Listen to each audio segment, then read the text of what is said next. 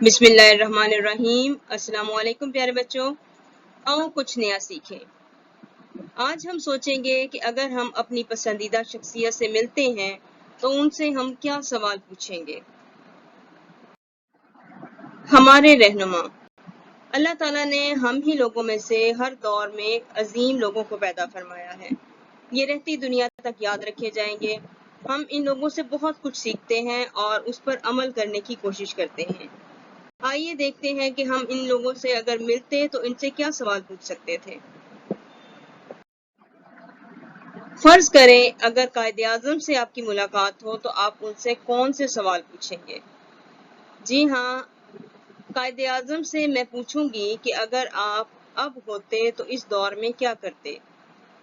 آپ کو کھانے میں کیا پسند تھا؟ آپ فارغ وقت میں کیا کیا کرتے تھے؟ قائد اعظم پاکستان میں پیدا ہوئے لیکن تعلیم انگلستان سے حاصل کی، تو میں ان سے پوچھوں گی کہ آپ کو کون سی جگہ پر رہنا زیادہ پسند تھا؟ کیا آپ سے کبھی کوئی غلطی بھی ہوئی؟ قائد اعظم رحمت اللہ علیہ کے 7 بہن بھائی تھے۔ آپ کی کس بہن بھائی سے دوستی زیادہ تھی؟ کیا آپ کو پتا تھا کہ آپ پاکستان حاصل کر لیں گے؟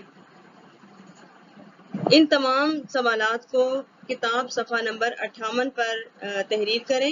ان سوالات کے علاوہ اگر آپ کے اپنے ذہن میں بھی کوئی سوالات آ رہے ہیں تو وہ بھی تحریر کر سکتے ہیں۔ روانی سے پڑھیں۔ دی ہوئی عبارت کو درست تلفظ اور روانی سے پڑھیں۔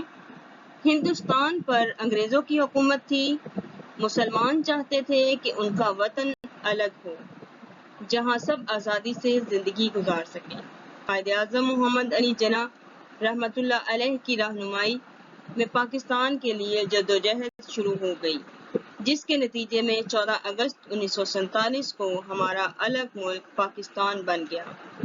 قائد اعظم محمد علی جناح رحمت اللہ علیہ کی زندگی ہمارے لیے ایک مثال ہے۔ اس عبارت کو 2 سے 3 بار روانی سے پڑھنے کی کوشش کیجیے۔ اسی کے ساتھ خدا حافظ۔